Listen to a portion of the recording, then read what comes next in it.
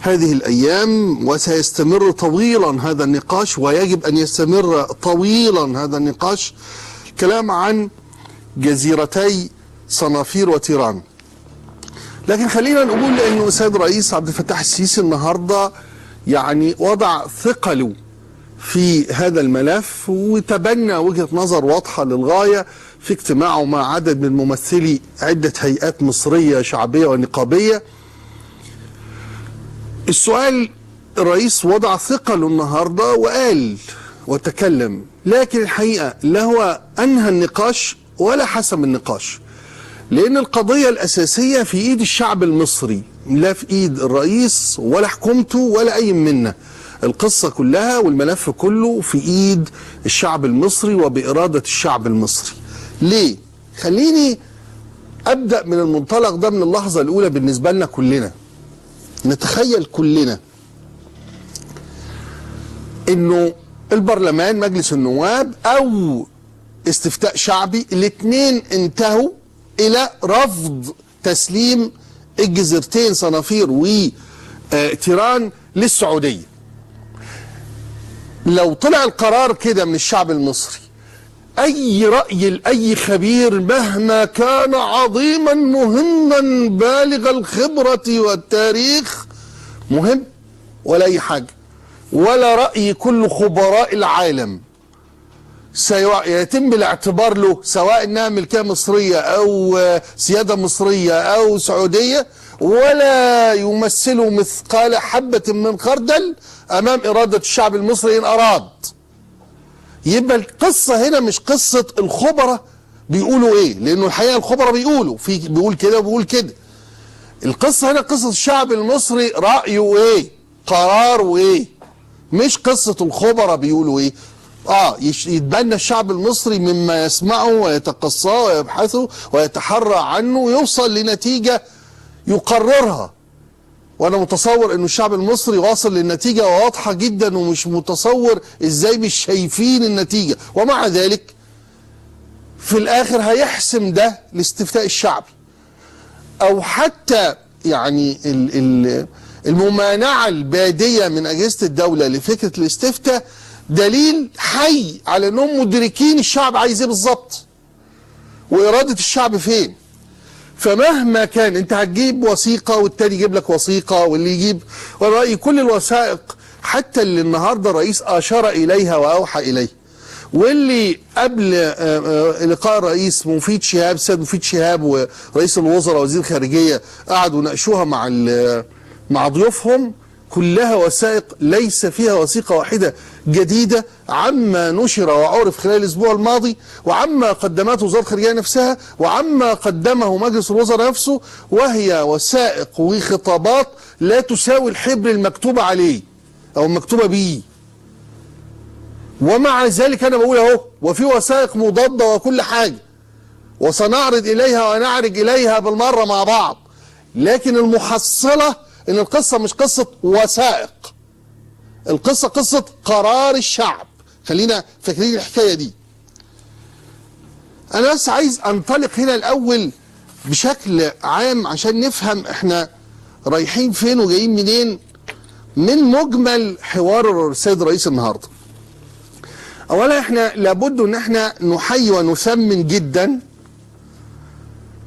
ان الرئيس بيلتقي بممثلي الشعب وعايز يقول لهم ويتحدث معهم، لكن الحقيقة هو لم يسمع إليهم، هم استمعوا إليه، وأصبح ضيوفه في الاتحادية شأن اللي قاعدين على الكنبة في البيت، طالما إن الأمر هو حوار من طرف واحد. كلام الرئيس بيقولوا الناس حواليه، طب لا دول ناقشوا ولا سمعوا ولا طرحوا أسئلة ولا تحاوروا ولا يعني أنصت إليهم لا مع الرئيس ولا قبل الرئيس. طب إيه قيمة حضورهم إلا لو إحنا إزاء مشهد بنقول فيه إن إحنا بنلتقي بالممثلي الشعب، إنما نحن لا نسمع ممثلي الشعب.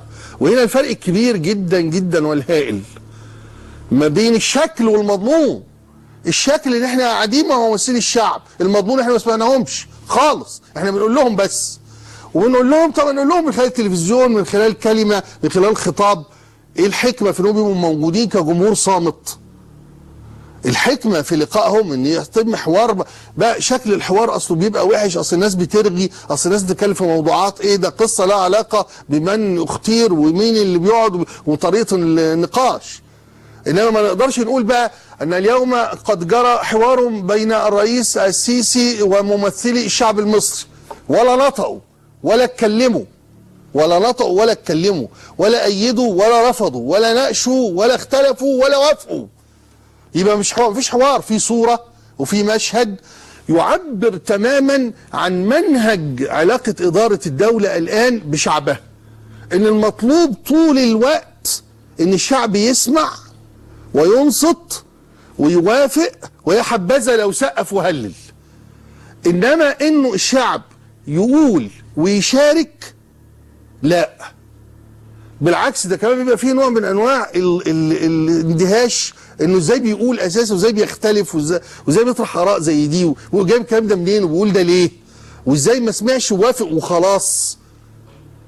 حاجه اللي هي لا علاقه لها بالديمقراطيه، لا علاقه باليافطه اللي كانت وراء السيد الرئيس في الاجتماع، المعبره تماما عن ان احنا يعني في منطقة وفي مدار في الحكم ملوش علاقة لا بالدستور ولا بالديمقراطية خالص، وبالمناسبة ولا ب25 و30. لقاء الأسرة المصرية، اللقاء بتاع النهاردة ده لقاء الأسرة المصرية. أنا مش فاهم يعني إيه لقاء الأسرة المصرية، ومش فاهم يعني إيه الأسرة المصرية أصلا. قلنا مليون مرة الدول الديمقراطية مش دول قبائل وعائلات، ومش ولي أمر ولا رب أسرة ولا كبير عيلة قاعد مع أبناء المواطنين. احنا بنتكلم طول الوقت على الدولة الديمقراطية المدنية الحديثة، ما فيهاش لقاء الأسرة دي خالص.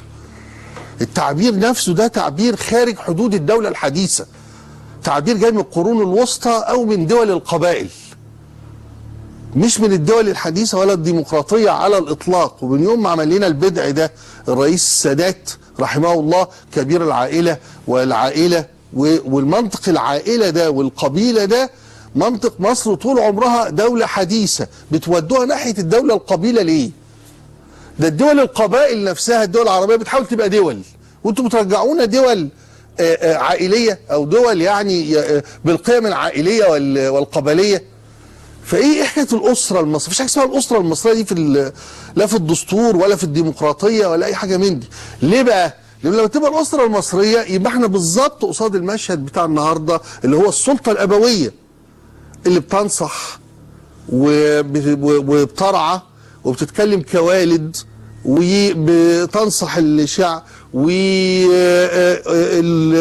وابناء الاسره بيسمعوا كلام ولي امر الاسره، ومحدش يقدر يناقش طبعا والده، ومحدش يناقش رب الاسره.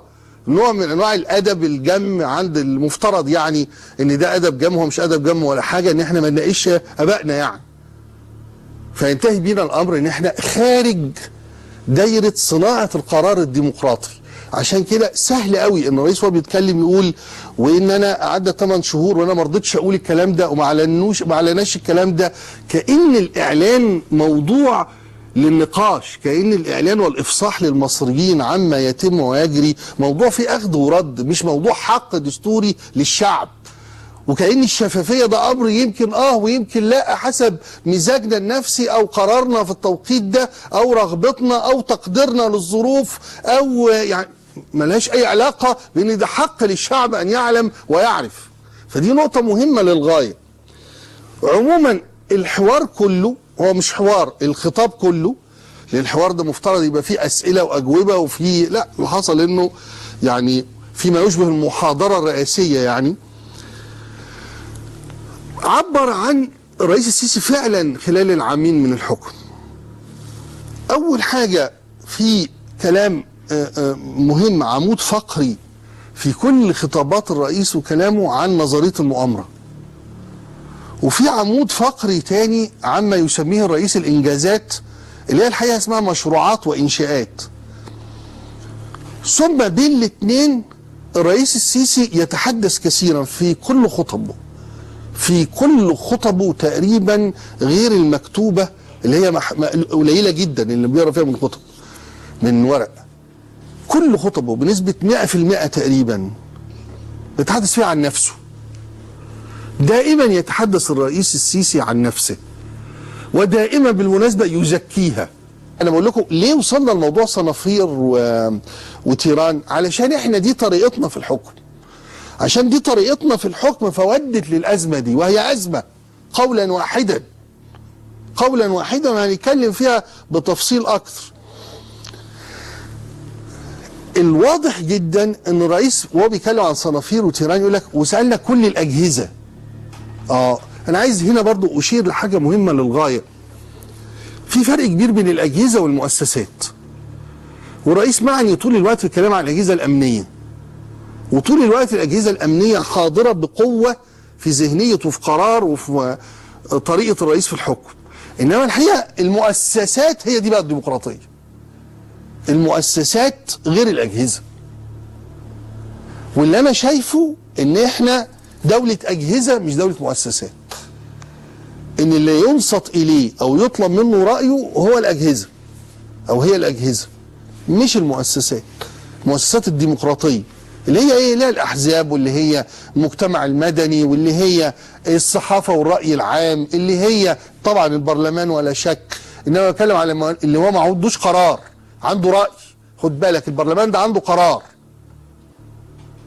عنده راي وعنده قرار، رايه يحوله لقرار. انما المؤسسات التانيه اللي ما عندهاش قرارات لكن عندها راي، ما بيتخذش ارائها خالص ولا بيوضع في الاعتبار، ولا شكل الاراء دي مهمه بالنسبه للحكم.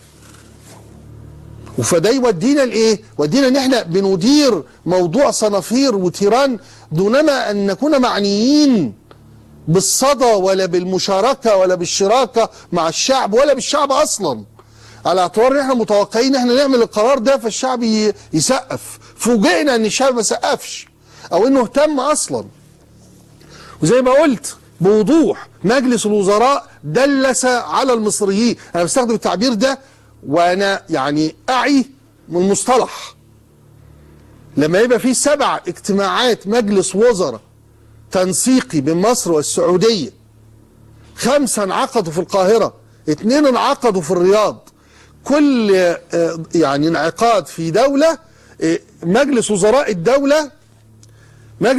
الدولة يعمل ايه؟ هو اللي بيصدر البيان.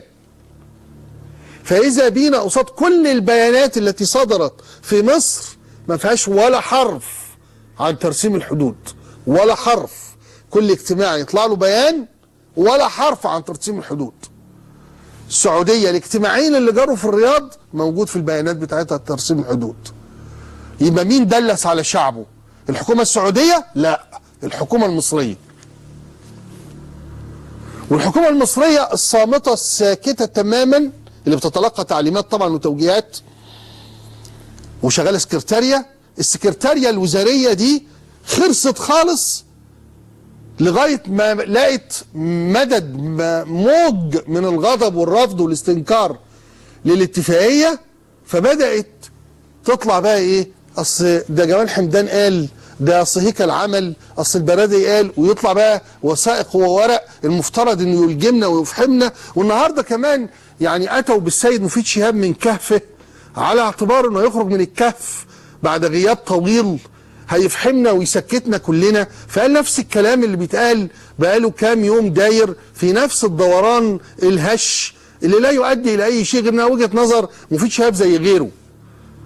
وانا كنت متصور الدكتور مفيد شهاب يعني هيحسن الختام، اللهم امنحنا حسن الختام يعني. لكن في ناس مصرة على حزن الختام، فينتقل من شرف طابة إلى شرك تيران.